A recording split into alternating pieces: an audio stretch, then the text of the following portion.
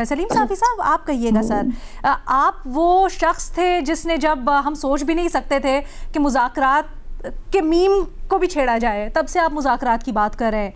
अब यहाँ पर जब दोनों पार्टीज़ ऐलान करती हैं, कहती हैं, लेकिन मसला क्या है, क्यों नहीं आगे बढ़ पाती अमली तौर पर? देखिए, मुज़ाकरात की ज़रूरत तो उस दिन से थी जिस दिन से मुतनाज़ा इलेक्शन हुआ था और उसके नतीजे में एक मुतनाज़ा हुकूमत बनी थी। इस वक्त जो हुकूमत है वो अपनी जगह पे मुतनाज़ा है और पीटीआई ये समझती है कि इलेक्शन में उसे जीत हुई है और उसके जीत को हार में तब्दील कर दिया गया है दूसरे तरीक़ों से। तो मुज़ाकरात क्यों नहीं हो रहे हैं?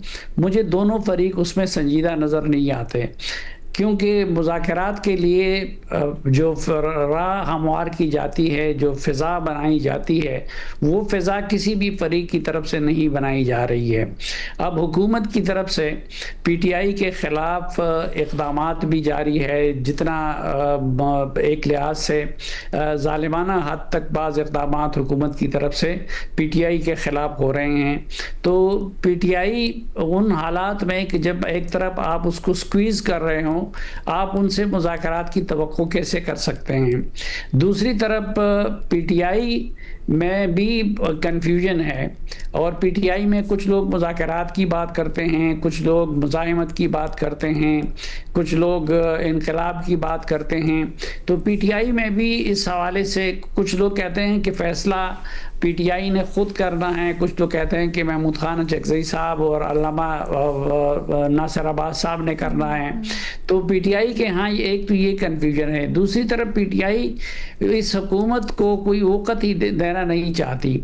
हालांकि मुज़ाकरात का रास्ता जिन क़ुव्वतों से भी निकलेगा तो वो इस हुकूमत के ज़रिए निकलेगा, लेकिन पीटीआई ये समझती है कि चूँकि इस हुकूमत की कोई क्रेडिबिलिटी नहीं है और ये इलेक्शन जीती ही नहीं है, इसके पास कोई इख्तियार ही नहीं है, तो हम इस हुकूमत से कोई बात नहीं करेंगे। और जिनसे वो बात करना चाहते हैं वो कहते हैं कि हम ना बात करेंगे, ना सियासत से हमारा कोई ताल्लुक़ है, और किसी ने कोई बात अगर करनी है तो वो हुकूमत से करें। तो ये बुनियादी रुकावट है जिसकी वजह से मुज़ाकरात नहीं हो रहे हैं। लेकिन ये बात हकीकत है कि अगर हमने सिस्टम को बचाना है, अगर हमने पाकिस्तान को आगे ले जाना है, तो उसका तरीक़ा मुफ़ाहिमत है और मुफ़ाहिमत मुज़ाकरात ही के ज़रिए सामने आ सकती है। कोई ऐसी बात नहीं है, इतनी ठीक है कि पीटीआई के साथ बड़ी ज़्यादतियाँ होंगी, या इससे पहले पीटीआई के दौर में मुस्लिम लीग नून के साथ बड़ी ज़्यादतियाँ हुई थी, उनकी लीडरशिप को जेल में डाला गया था। लेकिन जब अमेरिका और तालिबान की सुलह हो सकती है, बल्कि अब यारी तक नौबत आ सकती है, तो यहाँ पे तो शुक्र अल्हम्दुलिल्लाह एक दूसरे के लोगों को कत्ल तो नहीं किया गया है।